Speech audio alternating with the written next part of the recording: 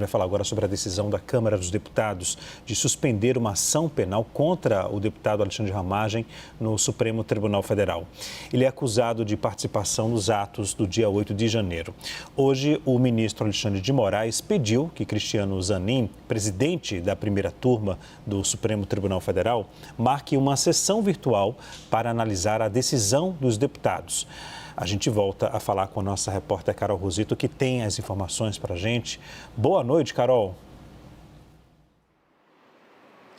Oi, Leandro. Boa noite para você também. Boa noite a todos. É isso, um dia após a Câmara dos Deputados aprovar esse recurso para suspender toda a ação penal contra Alexandre Ramagem no Supremo Tribunal Federal, o presidente da Câmara, Hugo Mota, enviou o comunicado oficial da decisão tomada ontem à noite pela Câmara ao presidente do Supremo, Luiz Roberto Barroso. E Barroso determinou que o ministro Cristiano Zanin, que é o presidente da primeira turma, tome agora uma decisão sobre os próximos passos em relação ao que foi decidido pela Câmara dos Deputados. Zanin é o presidente da primeira turma e a primeira turma é quem cuida de todo o processo, né? Votou ali aqueles réus em relação aos núcleos envolvidos na tentativa de golpe de Estado. Moraes, agora há pouco, fez esse pedido ao ministro Zanin para que paute o julgamento numa sessão virtual, pedindo ali um prazo de 24 horas. O ministro Zanin ainda não deu uma resposta de como vai ser esse andamento. Foi o próprio ministro Zanin também que ainda em abril chegou a determinar que a Câmara não poderia suspender totalmente, né, integralmente, a ação penal que está rolando no Supremo contra Alexandre Ramagem. Mesmo assim, a Câmara contrariou a decisão tomada pelo STF, aprovou ontem, tanto na Comissão de Constituição e Justiça, quanto no plenário da Câmara, inclusive ali por um largo placar, né, uma diferença bastante favorável para a oposição, essa decisão agora de suspender, sustar toda a ação penal. Não só isso, o relator desse recurso também abriu brechas ali para travar outras ações dentro do Supremo sobre esse mesmo assunto, podendo incluir, por exemplo, outros réus sem ser parlamentares, né, além de parlamentares, também ex-ministros e até o ex-presidente Jair Bolsonaro, que na avaliação de muitos deputados é inconstitucional. Zanin, na sua determinação ainda em abril, colocou na sua decisão que a Câmara poderia discutir apenas crimes que atingem o deputado Alexandre Ramagem, que foram investigados depois da diplomação dele e não antes. Então, 2 dos 5 crimes que o STF aponta. Além disso, partidos da esquerda já entraram com ações também no STF, pedindo que o STF retome, né, suspenda completamente a decisão tomada pela Câmara dos Deputados, alegando, como eu disse, a inconstitucionalidade. A gente segue acompanhando a partir de agora, claro, os desdobramentos. Leandro. Obrigado, Carol, pela explicação e também pela apuração. Carol Rosito falando ao vivo de Brasília.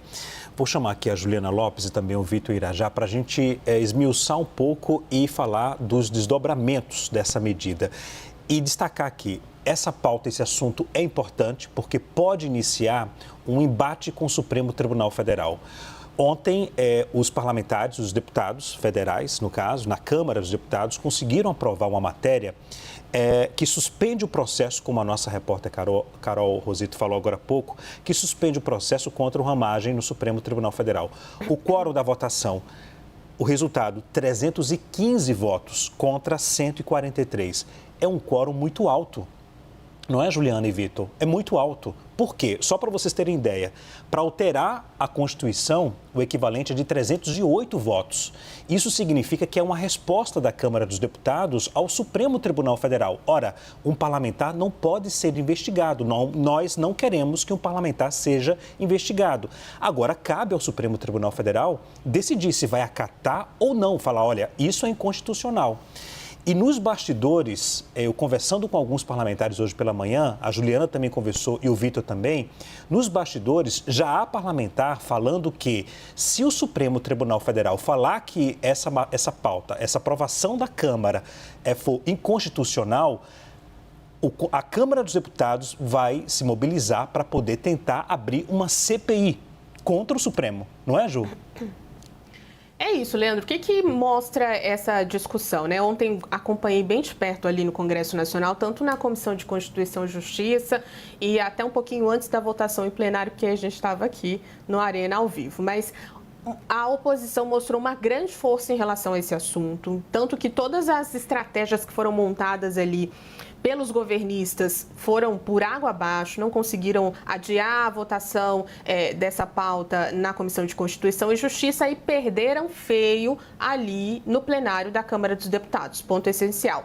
Essa derrota, de alguma forma, conversei com os líderes ali da esquerda, já estava quase que precificada pela força de voto, né, que tem a oposição, mas o que fica ali, o entendimento que fica é que abriram novamente aquela porta de um flanco de atuação contra o Supremo Tribunal Federal, após algumas medidas ficarem ali em segundo plano, que estavam andando na gestão de Arthur Lira e acabaram ficando em segundo plano, pelo menos no início da gestão de Hugo Mota. Ponto essencial também dessa discussão: aval de Hugo Mota, né? Porque se ele abre o caminho para que essa pauta entre no plenário da casa, tem o entendimento de que tem uma pressão grande, uma quantidade significativa de votos e faz um aceno também para um movimento que está sendo feito pelos deputados de oposição contra o Supremo Tribunal Federal.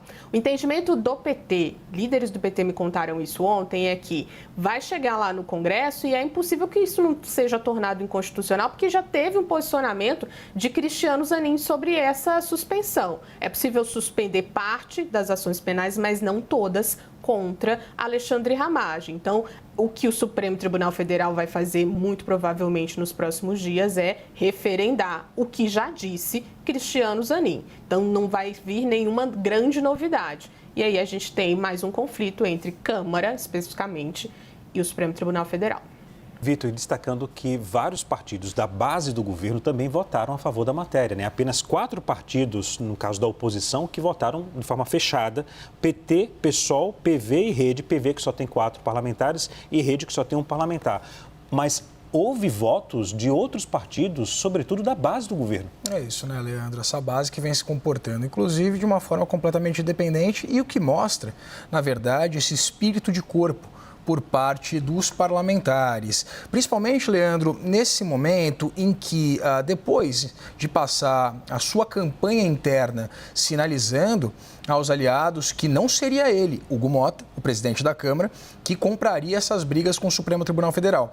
Mas a partir desse momento a gente percebe que houve exatamente esse sentimento de espírito de corpo de autoproteção da Câmara dos Deputados, até porque Alexandre Ramagem é o único parlamentar, né, de acordo com as investigações da Polícia Federal, que estaria envolvido ali nesse plano golpista, nessa trama golpista. Então, o que a gente percebe é exatamente essa união por parte desses partidos, mesmo partidos que estão ali representados na esplanada dos ministérios. E fazendo um adendo ao que disse a Ju, Leandro, a decisão de Zanin, ela indica que 2 crimes teriam ocorrido depois da diplomação de Alexandre Ramagem como deputado, dos 5 pelos quais ele é acusado no Supremo Tribunal Federal. Apenas dano qualificado com violência grave ou grave ameaça contra patrimônio da União e também deterioração de patrimônio tombado. Esses teriam acontecido depois da sua diplomação como deputado e, conforme essa decisão do ministro, as demais acusações, que são de golpe de Estado, organização criminosa e abolição violenta do Estado Democrático de Direito, seriam crimes que foram cometidos anteriormente a ele tomar posse como deputado federal. Ou seja, Leandro, só para a gente explicar, a gente tem crimes cometidos depois da posse, que seria o 8 de janeiro especificamente, e antes, que seria o planejamento do golpe de Estado. Então, o que o Cristiano Zanin diz dá para suspender o 8 de janeiro, mas o planejamento do golpe de Estado não.